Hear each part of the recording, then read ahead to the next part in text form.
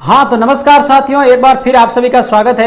आज हम दोस्तों बात करेंगे, हम सबसे पहले एक शिफ्ट की बात करेंगे जिसके अंदर साइंस के जो सवाल है वो बात करेंगे रीट के अंदर। ठीक है, अब रीट के अंदर हम लोग सबसे पहले बात करेंगे 24 जुलाई 2022 को हुई थी जो मॉर्निंग शिफ्ट थी, उसके अंदर जो साइंस के सवाल थे वो किस प्रकार से आए हैं, वो 30 के 30 सवाल हम लोग यहाँ पर देखने वाले हैं। ठीक है, ध्यान रखना और फटाफट सुनते रहना। मैं जैसे ही सवाल बोलूंगा और उत्तर बोलूंगा, ठीक है, आप लोग अपना ध्यान रखिएगा कि मतलब कितने सही है और कितने गलत है, वो आप लोग मुझे कमेंट बॉक्स के अंदर जरूर बताइएगा।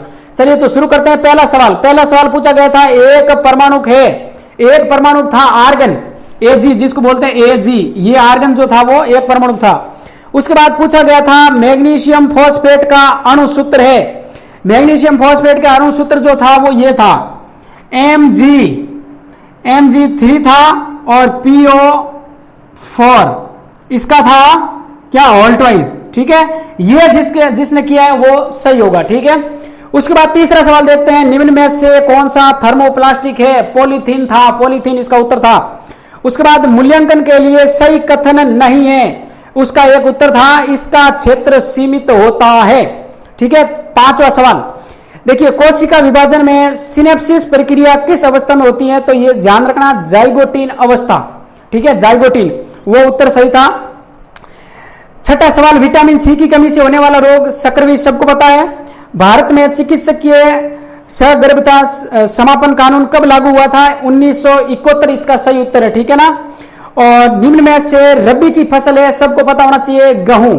ठीक है, उसके बाद देखिए नवा सवाल, मनुष्य में मादा स्तन ग्रंथियां किस प्रकार की होती हैं, एपोक्राइन, एपोक्राइन जो था वो सही था। उसके बाद असंक्रामक रोग है कैंसर, सबको पता होना चाहिए और ये बिल्कुल सबका सही है। 11वां सवाल देखिए, कोशिका विभाजन की किस अवस्था में सिनेप्सिस सम्मिश्र पाया जाता है, तो प्रोफेज फर्स्ट जो था वो उत्तर था।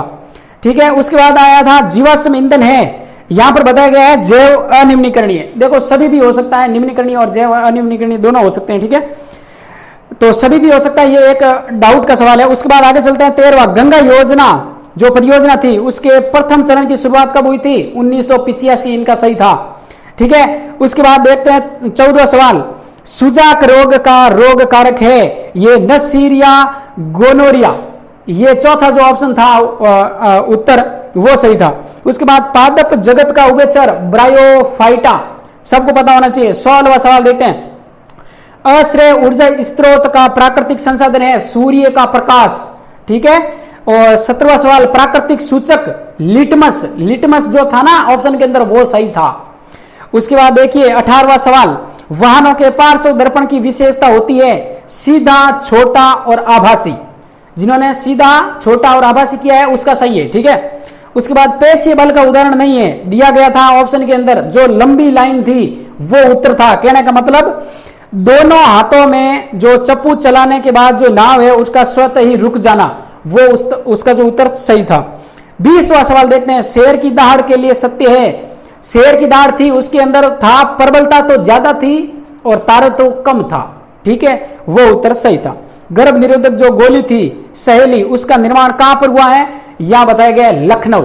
ठीक है, फिलहाल ये डाउटफुल है, हो सकता है बेंगलोर भी, लेकिन हम चेक करेंगे फिर। ठीक है, आगे चलते हैं, ग्रह जिसका सबसे कम घनत्व होता है शनि है। ठीक है, उसके बाद देखिए अनाज की सूखी डंडियों के दोनों को जो दाने होते हैं, दानों को हम पृथक करने की जो विधि है वो थ्रेसिंग है, थ्रेसिंग। ठीक है, बिल्कुल ये सवाल बिल्कुल सबका सही होना चाहिए। पाठ्य सहगामी क्रिया है विज्ञान क्लब, इसका उत्तर विज्ञान क्लब था। ठीक है, सीसीई का कार्य क्षेत्र पूछा गया था जिसके अंदर उपरोक्त जो सभी है वो आपका उत्तर था। ठीक है, आगे देखते हैं, सहायक सामग्री की सीमा है महंगी होती है, ये इसकी क्या थी, सीमा थी, गलत था जो उत्तर।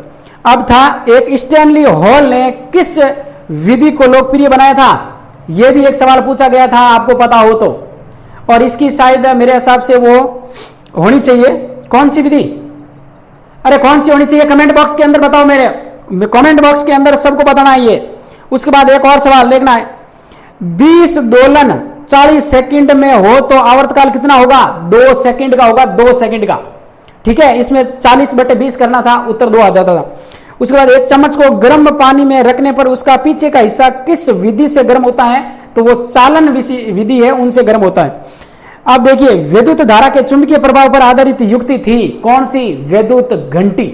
जिन्होंने घंटी बजाई थी उसके तो घंटी बज जाएगी, नहीं बजाई थी तो उसके वैसे ही घंटी बजनी है। ठीक है, तो ये तो थे साइंस के 30 सवाल।